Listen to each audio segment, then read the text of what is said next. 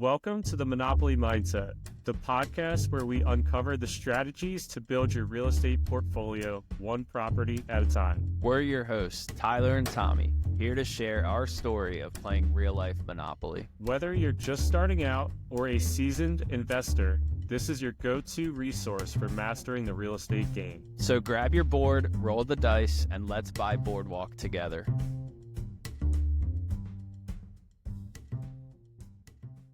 Welcome back to the Monopoly Mindset, episode 45.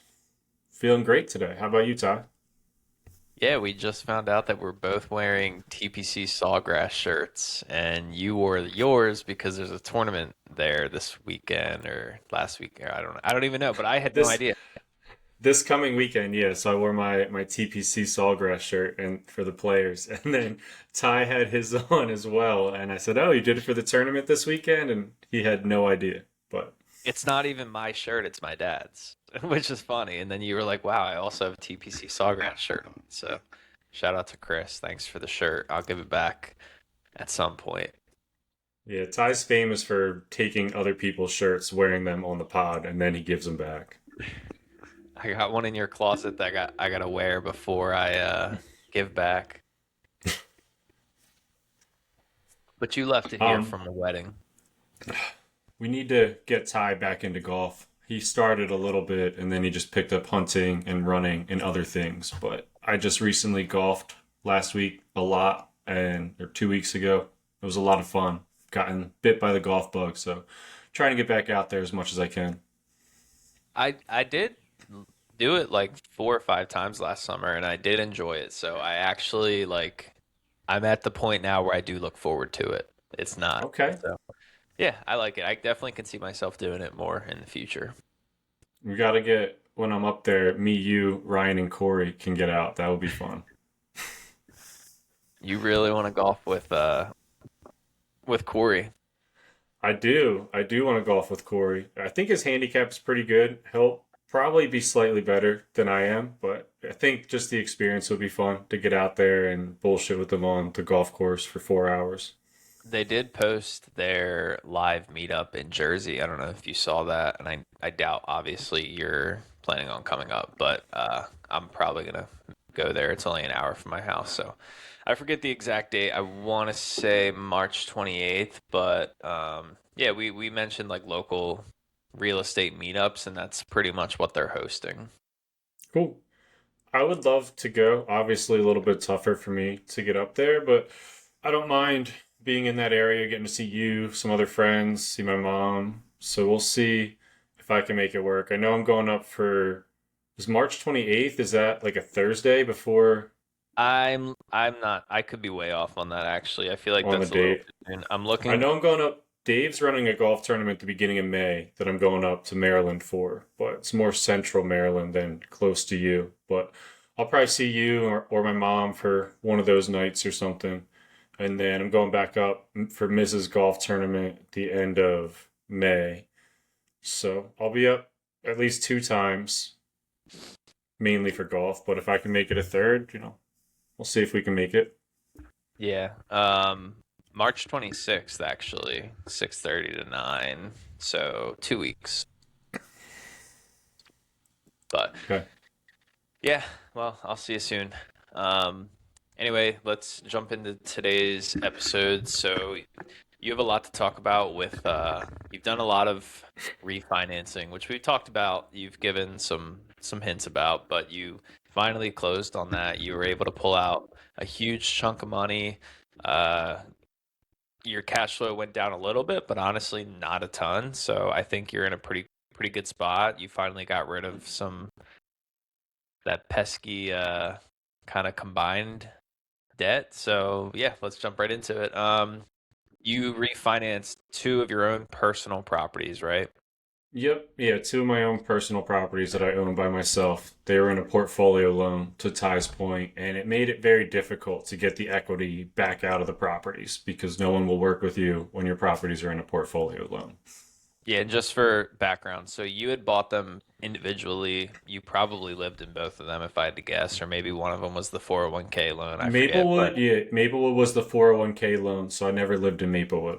Yeah, so you bought them individually. A couple years went by, you had equity in both, and you wanted to refinance both at the same time. So you went to a bank, and they recommended what they call a portfolio loan, which is basically one loan but for multiple properties. So they're the first lien on more than one property. And I think at one time you had three properties in there.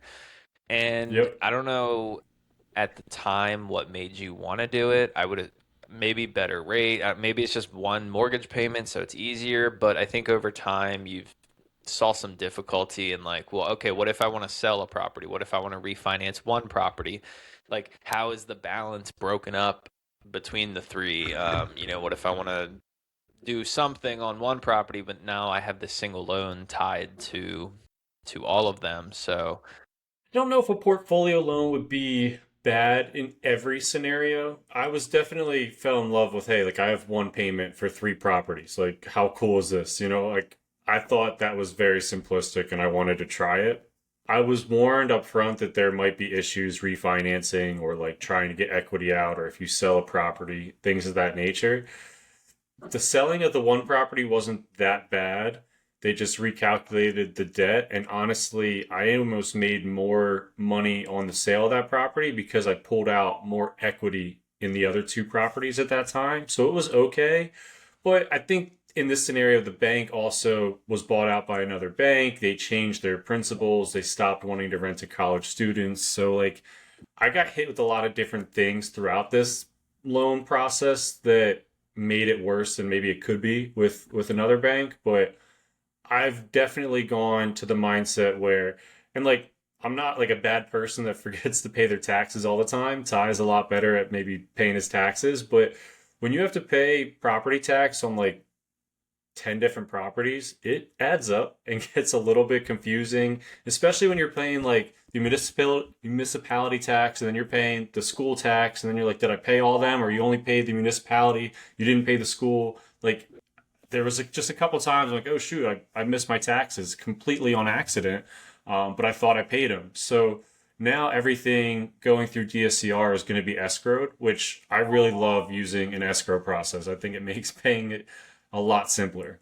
yeah, and one thing about escrow is they still send you the bill from like the county or the state, usually the county, I guess, even though it's in your escrow. So like I remember first time I got a tax bill was like $1,000, and I was like, shit, do I have to pay this? Because like it was in escrow, but it doesn't say that on the bill. They don't know who's paying it. So you get this bill, and then even still today, you get five bills a year, and I've even got ones that are like, this is not in escrow. This is like, I don't know, just some random tax name. And I was like, it was like an extra on top of property tax. And I was like, is this like a scam? Like, I don't know. So to your point, yeah, it is hard to track. I have every property in escrow, so I usually just ignore them. But yeah, That's it is hard to great know. having every property in escrow. And so part of the cool thing with this refinance is my properties are in escrow, and I find that much more simplistic. I do like having the properties individualized now because you never know if you want to sell a house or refinance a house. Like, I don't think I'll do a portfolio loan again in my life. But to talk through a little bit more of this refinance process, I've been telling Ty I've been wanting to do this for about a year. And he was like, "Shit, or get off the pot. Like, when are you going to do this?" Pretty much, and so it all worked out. We ordered the appraisals, which I believe I updated the pod about a while back. We used Dom from Burr.com.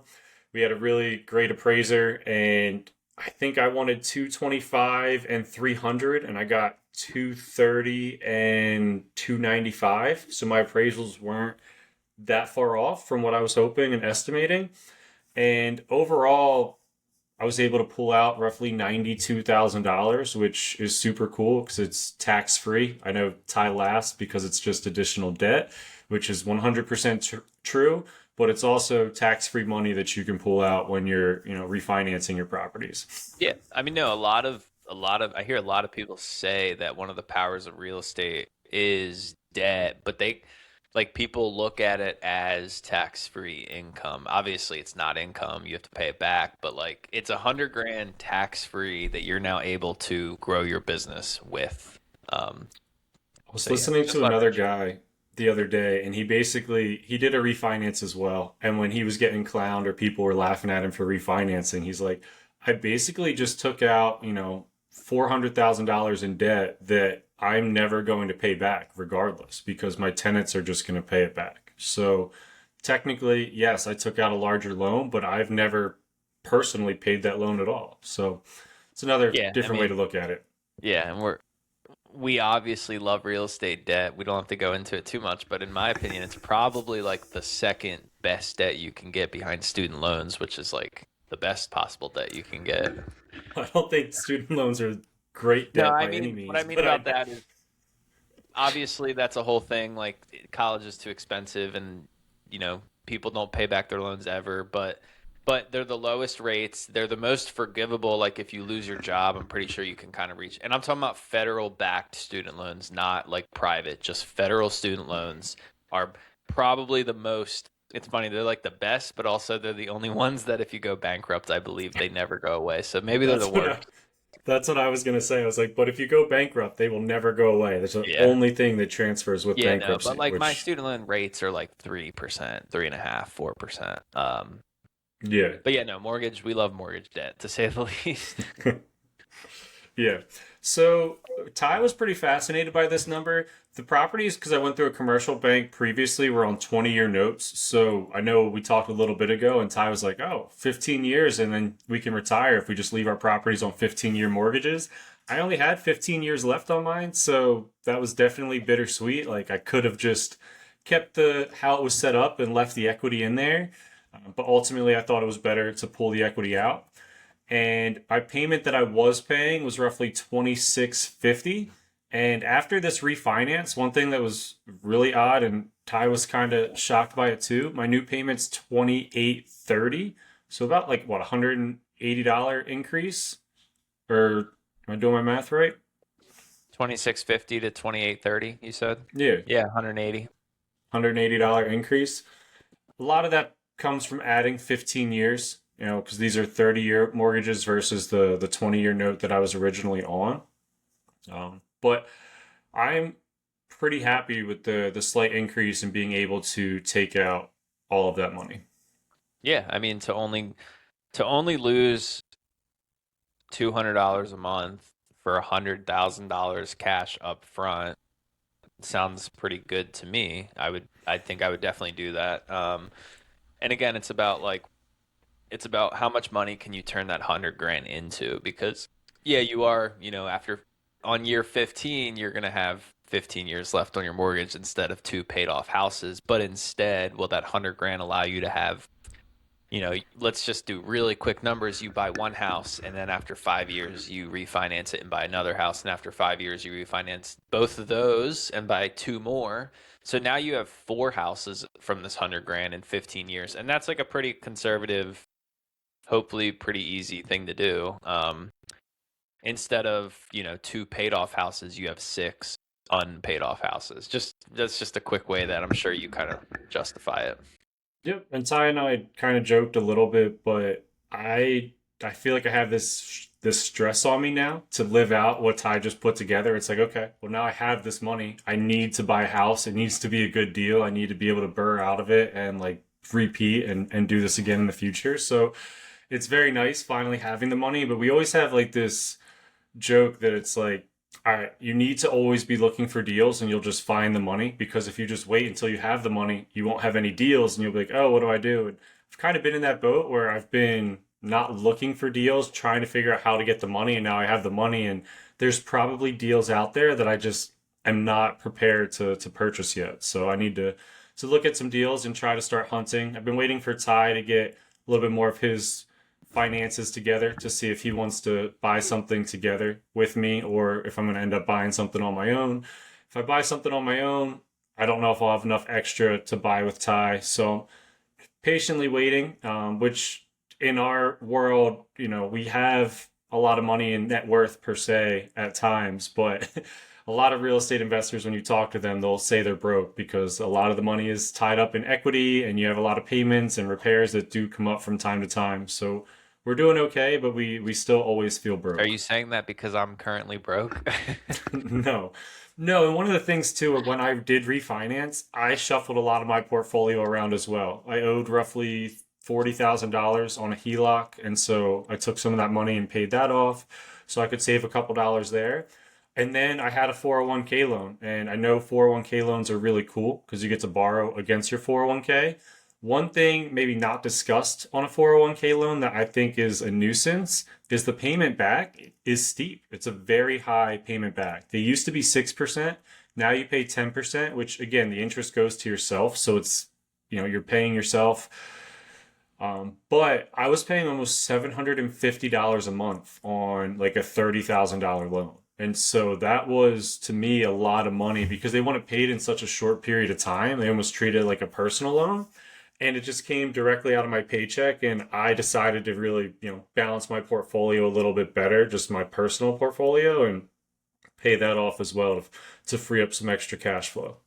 Yeah, the other thing that you would say is a nuisance with the 401k loan that people might not also know the way that it's advertised is that it kind of takes away the benefit of a retirement account because you're paying the taxes twice. Meaning you pay the loan back with after tax money, and then it's in your 401k, we're saying traditional, and then you pay the taxes again when you're 60 and you pull the money back out. So just the caveat there that that's literally the only reason I haven't done a 401k loan is because you pay the taxes back twice. But anyway, keep Caveat that going. Ty's like the only person in the world that would track that down and figure that out. And when he called me and told me, I was like, I had no idea that that was even happening. Actually, I mean, I'm pretty good at math, but my cousin who's like he's not a CPA, but he went to school for accounting or whatever. He told me that. And yeah, I mean, like when it's kind of a hard concept to understand. I agree with that. But yeah, it's not.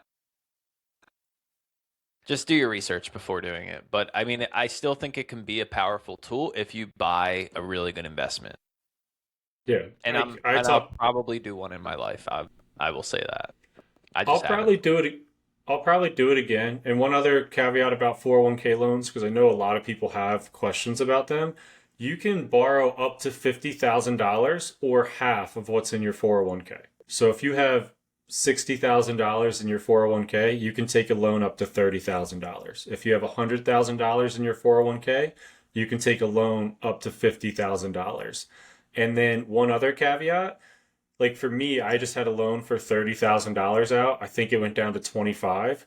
However, you can only like if I went to take a new loan out now that it's paid off, I can only take a loan out for 20 because you can only loan out the delta over a year time frame of like what your max was during that Mhm. year. Does that make sense? Yeah, so you already borrowed 30, and even if you pay it back, it's not like a HELOC where the limit goes back to 50. It Mm-hmm. kind of stays at 30, even though you paid it back, so No, you it, only have it to goes pay. down to 20 because I already used 30, so I can only use up to 50. So I could only get a Yeah, loan right now for 20 until that year's up, and then I could go back and get the full 50. yeah, that makes sense. Kind of. I mean, it's weird, but it makes sense. Yeah. Yeah. One last thing I was going to say about my overall like portfolio from like a monthly cash flow perspective.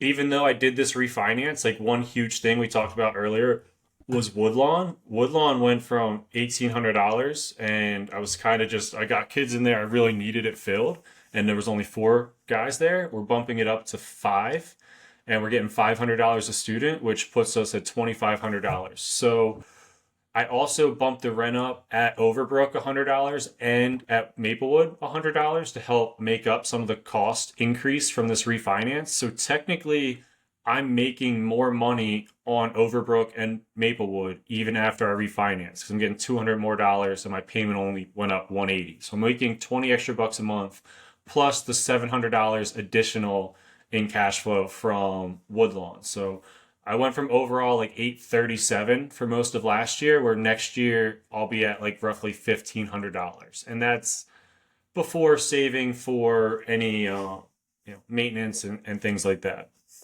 Yeah.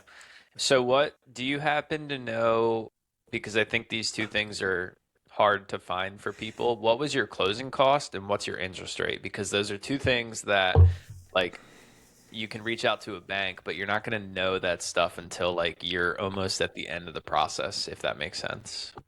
Yeah, it makes sense. I know my interest rate was a 4%, and I went up to 6.5. So my rate did go up 2.5 percentage points. Yeah, I Closing think that was the costs. the only Go ahead. thing I was hesitant about with pulling out this 100K is that is hard. That's a large jump, and you'll probably never get four again unless there's a world event like COVID again. But who And knows? that's where I don't have a crystal ball. again, you live and you learn, and that's where I think that portfolio loans are a nuisance because if they're going to be something that is going to be difficult to get equity out of, you shouldn't put your properties in there. Because if I would have left these properties individual, I, to your point, might have kept the 4% loan and just gotten a HELOC on like whatever was left and could have accessed some of that capital, but kept that original powerful 4% loan in there where I didn't have that as an option. Yeah, got it. So As you're far as closing costs, I don't have that off the top of my head. I can try and find it for next week's episode, um, and update you there, but I don't want to spend all the time to find it. yeah. I got quoted for a refinance a couple weeks ago, and it was like $8,000. So I'm assuming yours was in the ballpark. I think Pennsylvania is a little bit cheaper, at least for a purchase. Every state's different with closing costs, but just for a refinance, you're gonna pay the lender on like a DSCR probably like 5 to 10,000 for a property. If I had to just throw out a rough estimate, obviously everyone's situation is different, and you can pay more to buy down your rate. You can not do that. In some cases, you might have to. It depends how much you want to pull out. But yeah, and then your rate was 6.5, Yep, rate was 6.5. which is pretty good, I think. Like I would be happy with that for a investment property. That's DSCR. So I've always said I have an 8.8. Uh, so going down to 6.5 would be pretty sweet. Yeah, I'm. If I were you, I would potentially look into it. Yeah, I my problem is I have a prepayment penalty. So like, yes, I'm gonna save a good amount of money on the rate difference in payment over 1 year, but I'm also gonna pay like right now if I did it, it's like $6,000 that I'm basically throwing away. And every year it goes down. So I'm like not in a huge rush, but it's definitely on my radar. Probably 2027. Maybe I'll wait because every year's $2,000 off. It's kind so I of just looked up. insane. I just looked up the closing costs. It's roughly $8,000 is Yeah, estimated. yeah, that's exactly So what I was quoted. So was it? So yeah, is it that twice because it was two properties? yeah, I would have paid that for two separate transactions. So I probably paid Yeah, like 16 grand. yeah. Just so for people to know, you are throwing away, we'll say $16,000 to get access to 100,000. You know what's crazy to me? And like, I'm sure there's a simple reason, but I think it's absurd. You buy a property, you get title insurance and everything else. And then every time you refinance said property, you need to get title insurance again. It's like, I've already paid the 2 grand once. I've gotten title insurance on the same property for freaking like $6,000. Like, what? Why do you need to do that like every single time? Yeah, yeah. I was also thinking yesterday. It's funny that the banks like you know like just because uh somebody's the lender and somebody's the borrower, there's no winner in that situation, right? It's like you're benefiting both people. The banks are making money lending, and thus the borrower are need the money, and they're going to lend it to us, and we're going to pay them back. So theoretically we're going to make them rich, but we need the money now for a property. But like, what how come they can charge us $8,000 just to start the transaction? Like, what if, I don't know, like, it's like, well, you're borrowing money from us, but in order for us to take your money, we're going to charge you $8,000. You know what I mean? Like, That's why the bank always wins. yeah, I mean, it's a lot of fees of like people have to work to get the refinance done. But yeah, a lot of times with DSCR, you're going to just pay 2% points to the brokerage. So Which you do you just know made if a you had any points? I think the I just had it up here. I paid Dom's company roughly $3,000 for an origination fee, which I think is Okay. 1.5%. But from like Yeah. a rate buy down or anything direct to them on top of that, no. So that's one thing that makes Burr.com pretty aggressive is they don't like a lot of companies might be 2.5% like origination fee or something. Like I've 1.5 seems pretty standard, but I haven't seen too many other people in the DSCR space being lower than that. Yeah. Yeah, I agree.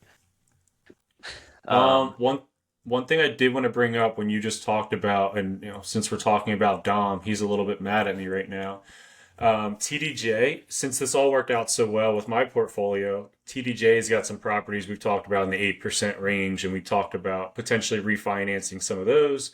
We got our appraisals back. I'd say 4 out of 5 came back pretty good and that we're happy about.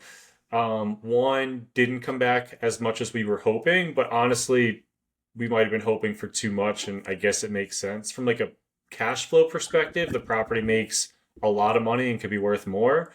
I guess from a looks perspective, no, but we just remodeled the inside of both upstairs and downstairs. So I'm a little bit surprised at that appraisal. It is what it is. Um, Long story short, out of I had 5 appraisals done with Dom, and it looks like we're only going to refinance 3 of them that make a ton of sense. The fourth one, even though the appraisal came back well, we have a payment penalty, a prepayment penalty that's four. It's a 5, 4, 3, 2, 1, and so yeah. we're at 5% was year one. We're at 4% because we're into year two, but 4% of $300,000 is still a hefty payout penalty, and like Yeah. That's I'm that's the not that's the same boat that I'm in too. Yeah. so as much as I wanted to do it, I would save $150 on the payment. I'd go from 8.5 to 6.5.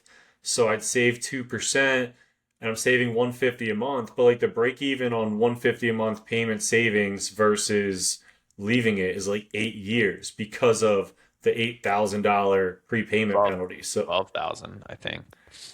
I don't 4% maybe on I'm 300 grand. maybe it's on the loan though. I think the loan's only for 220 because it's like $8,000.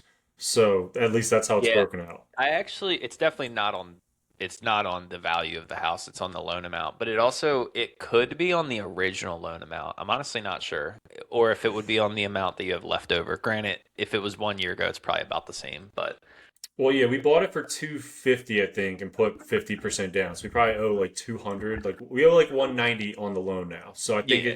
I think it's for 200. So that's why it's 8, right? 4% Yep. of 200,000, 8. Simple Yeah. math.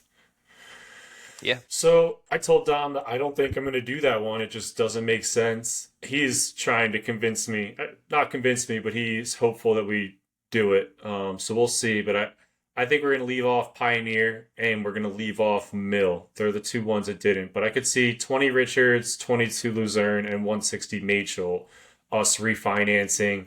Our payment would drop roughly $700 a month, which it's not bad, saving $700 on your debt, and then we'd get about $35,000 in cash out. And that's after paying, to your point, the $8,000 probably per property in closing costs and everything else. So you get a little bit more cash in your portfolio. You save $700 a month, get better interest rates. A lot of those are 8%. So that's at least what we're leaning towards and thinking about doing at the moment. Yeah, I think it's a good time to refinance, even though I've been saying that I'm gonna wait. I haven't really seen people talking about like rates going down or not. So 6.5 seems like a decent time, and if they go down to like 5.5, you can always do it again. I think So rates did just drop for primaries under 6, and then with everything going on in Iran, they just went back over 6, is what I've seen. But from like DSCR perspective, I think they've been pretty set at like 6.5 is like one of the better rates you can get for even when like primary dropped to 5 or below 6. I don't think that the DSCR really dropped all that much. yeah, yeah, getting a 6% DSCR or even 5% would be pretty sweet. So let's hope. But there's just always something going on in the world. It's just never No, ending. it's unbelievable. Yeah.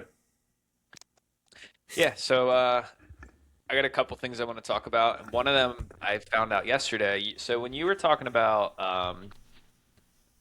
keeping your taxes straight and all that, again, I try and be organized, but it gets to be a lot, even like with just five properties and doing it all on yourself. Obviously, there's like a point where you start to pay somebody to try and help you, but I don't think I'm anywhere close to that yet. So yesterday I was actually looking up. Me and you need to set up auto pay for our property manager. And when I was looking that up, I went to like my auto pay charges because Wells Fargo can just like detect like, oh, you paid the same amount every month, and then it'll just show you. And I had Comcast and Xfinity, and I was like, I had Comcast and Verizon. Sorry to. I know that's your company, but so I had Comcast and Verizon payment every month, and I was like, what the heck? So turns out I've been paying for Comcast at my new house and Verizon at my old house for like 6 months. So I called and I remember I returned the box and I reached out to the Verizon person on chat to say like, "Hey, I want to cancel." So I called and he was like, "Yeah, we received the box, the router like 6 months ago." And I was like, "Yeah, but I canceled. Like, don't you have like the chat history?" And he was like, "No, we don't have that." And then he was like, "But I do see that we emailed you drop-off locations."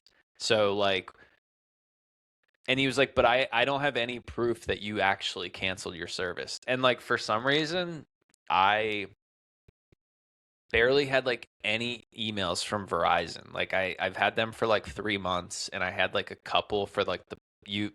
And unfortunately I was set up on auto pay, so I just didn't even realize that I was paying like $90 a month to this service. So long story short, he refunded me 3 months, which I still think is BS because I'm like, dude, you have the email that like they sent us that gave us the drop off locations when you cancel your service, but I honestly had to run to a work meeting, and so I got like $300 back instead of like 500 because it was like middle of October when I actually canceled it. But long story short, it can just get difficult to like track all these things. And this is where like a good budgeting app would come in that like hooks up your credit cards, which I used to use every dollar, like Dave Ramsey's app, where every day I would go in, it would automatically hook up to my card. I would see like Comcast, I would drag it to like that section. So if I still did something like that, I would have caught this on month one when I had two cable payments, but I don't use it anymore. So I'm glad that you brought that up. And I know we want to do an episode about like net worth and budget tracking and stuff like that. But one key thing that I've been doing recently is I tried Rocket Money. I'm not sure if you've heard about them. People have talked about them. yeah, Rocket Money is definitely the best budgeting app. I've been using Monarch since Mint went out to track my net worth, and it's okay. I like it for a net worth perspective. I don't like it for like the budgeting that they do in there. And Rocket Money is very similar to what Dave Ramsey's app used to look like. It's just much more automated, and it will like catch everything that you're paying. Like when you first sign up, it's basically like here are all your monthly subscriptions, and you can see them right there. You would have caught the Verizon thing like in 1 second. So yeah. it's like $7 a month, but I've had a lot of success just like looking at my finances a lot cleaner using Rocket Money. Yeah. I mean, you immediately are like, wow, I spend a lot more on like this category than I thought. Another mistake I made that I just recently caught that like a budgeting app could have helped is I mentioned that I'm working on a HELOC, and I just got an appraisal, and during the whole bank process they asked me for my HOA balance to show that like I pay my HOA, and my balance was minus $1,000. And I basically realized that I this this HOA platform like just set up auto pay for the first time, and basically I like paid it manually, and I paid it through auto pay. So I actually overpaid by $1,000, which is fine because it's just like I just won't have to pay it next quarter. basically. I paid 2 quarters, but I didn't really realize that my bank account went down $1,000. So I realized it when I was working with the bank, and I was like, oh, that's actually good. I have $1,000 more than I front loaded $1,000, and then I went back into my account, and I was like, oh, there's two charges basically on the same day because I like set up auto pay, but also paid it manually. So, but yeah, and then on that appraisal that I was talking about, I did get that back as well, and it came back pretty favorable. Not amazing, but definitely a little bit more than I like needed or wanted, or what would have made like opening up this HELOC worth it. So I got 265. I was hoping for at least 250, which is cool because I bought the property for 180 and did some renovations. So I'm able to recoup a lot of the renovation money. And 265 was pretty good. We had a friend up there that actually is selling a property, and his appraisal, he had it under contract for 310, and his appraisal came back 230. So um, I don't know. Even the lender was like 265 is pretty good. Like the appraisals have been a little like lower in certain areas, and like we've been dealing with like it's been hard to finance properties because appraisals are coming back low. Um, but yeah, so I'm pretty happy with that.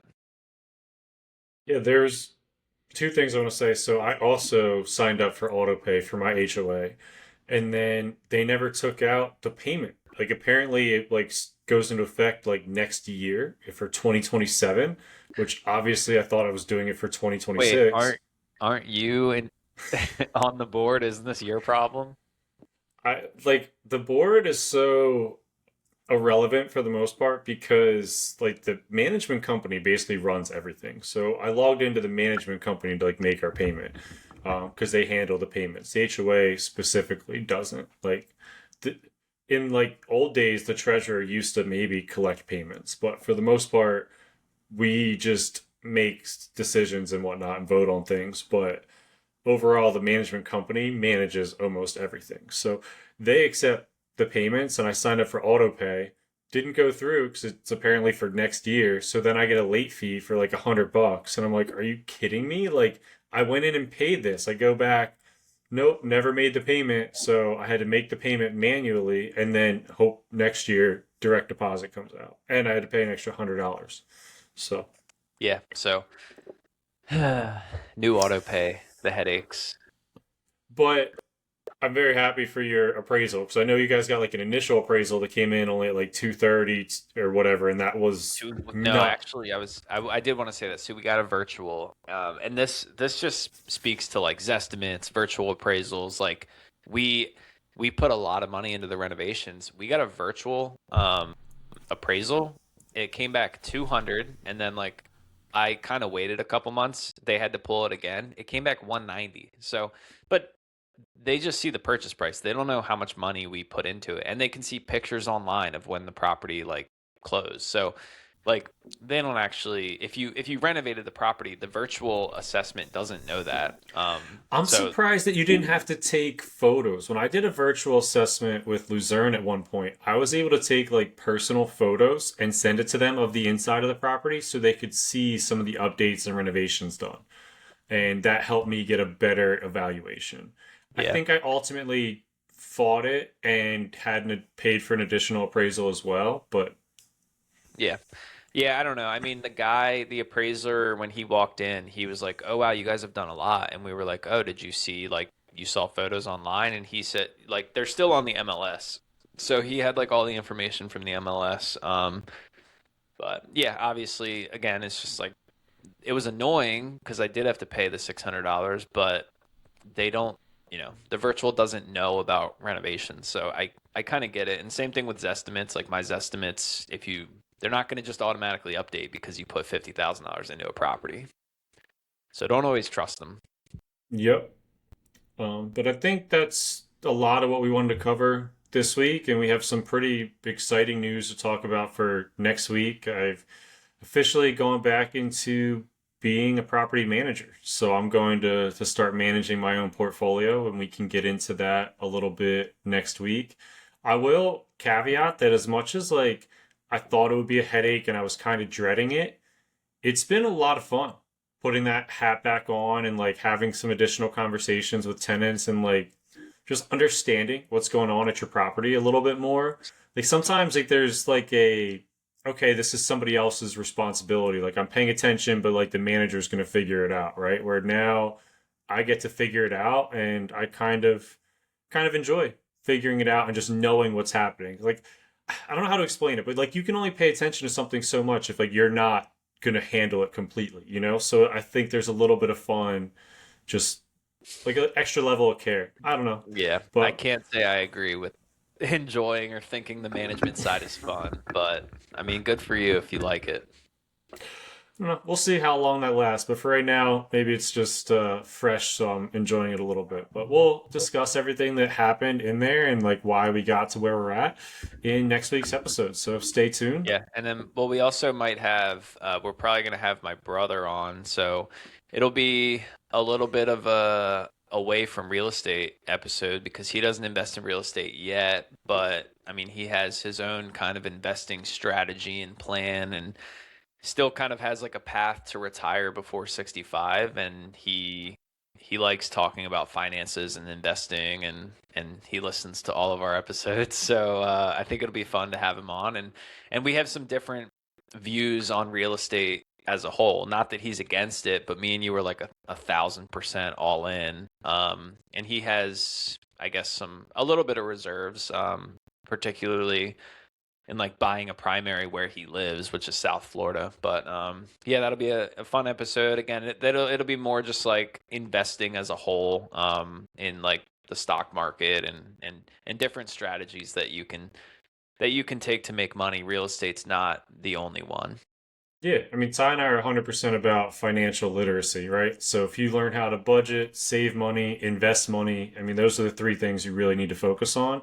How you invest that money, Ty and I prefer real estate, obviously, but we're never going to ridicule somebody that invests in the stock market. We think that's still a very great way. There's obviously different ways to do it, and we'll get into Steve's situation a little bit more, but his strategy is very smart. You know, he's got his money put in the 401k that'll get him to retirement once he's 65, but he's also working on building up a brokerage, and that's what he's using as his golden ticket to retire a little bit earlier, which is the same thing we're doing here with real estate. We're trying to build that up to help us retire a little bit earlier. So it'll be a fun conversation. I'm definitely looking forward to having our number one fan on the podcast. Yeah. All right. Sounds good. Thanks for tuning in, and we'll see you next week. Yep. Bye.